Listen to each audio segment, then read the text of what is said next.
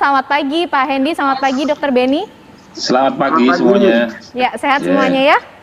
Ya. Oke, Pak Hendy, di Semarang gimana Pak kondisinya ini? Rumah sakit sudah mulai kosong, kamarnya untuk penanganan pasien COVID-19, datanya seperti apa Pak Hendy? Ya, saya harus bercerita, ada data sekitar 2.700, terdiri dari rumah sakit dengan ICU dan tempat isolasinya sekitar 1.700 sekian, kemudian karantina terpusat atau isolasi terpusat sebesar sekitar 1.000 sekian.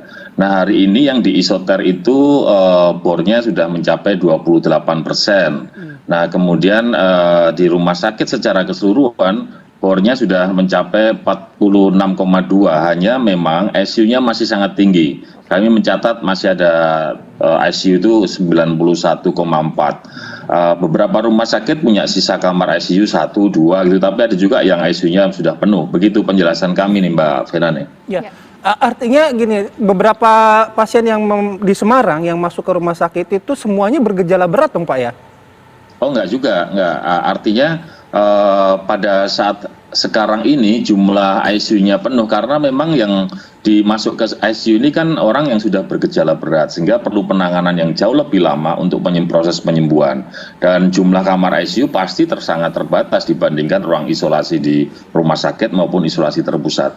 Nah, angka-angka inilah yang kemudian membuat bor di ICU ini masih tetap tinggi. Jadi kalau memang pengen direndahkan, ya satu-satunya cara selain melakukan proses penyembuhan cepat adalah menambah jumlah kamar ICU sebanyak-banyaknya. Nah, apakah langkah itu yang kemudian sudah diantisipasi, dipersiapkan oleh pemerintah Kota Semarang, Pak Hendy? Melihat kalau situasi di rumah sakit milik Pemkot pada saat sebelum puncak atau PPKM darurat, kita ini punya 37 ICU. Kemudian pada saat puncak ini kita hanya bisa menambah sekitar 14 ICU. Jadi totalnya sekarang ada 51 ICU.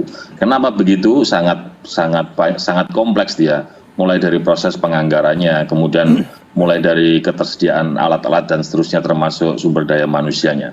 Tapi kalau isolasi mandiri maupun isolasi di rumah sakit ini kan kamar aja yang penting ada HEPA filter atau steril dari tempat-tempat yang lain, itu kan bisa dipakai untuk isolasi di rumah sakit. Oke, kalau angka kematian gimana Pak datanya Pak?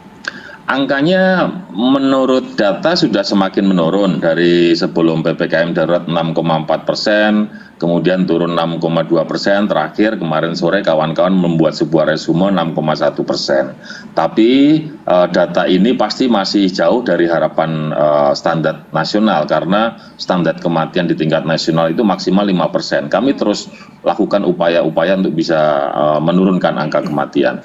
Oke, itu kondisinya di Semarang. Dan distribusi penanganan pasien di rumah sakit Kota Semarang ini seperti apa Pak? Karena kan juga Semarang ini dikelilingi, ditopang oleh kota-kota kecil di sekitarnya juga, masyarakat pergerakannya juga bisa dibilang terpantau juga keluar masuk Semarang. Ya, kita kemarin berdiskusi waktu di awal-awal dengan Pak Gubernur. Saya menyampaikan, Pak Gub, izin ini ada beberapa pasien dari luar, karena kita melihat kita adalah NKRI Pak Gubernur, jadi ada dari Kudus, Demak, Pati atau sekitarnya itu juga masuk ke rumah sakit. Beliau setuju, dan hari ini di angka 1.490 orang penderita COVID di Semarang, yang sekitar 35% lah, sekitar 500-an adalah warga dari luar kota Semarang yang posisinya dirawat di rumah sakit di kota Semarang. Baik, perbincangan tadi sekaligus menutup perjumpaan kita di Apa Kabar Indonesia pagi kali ini.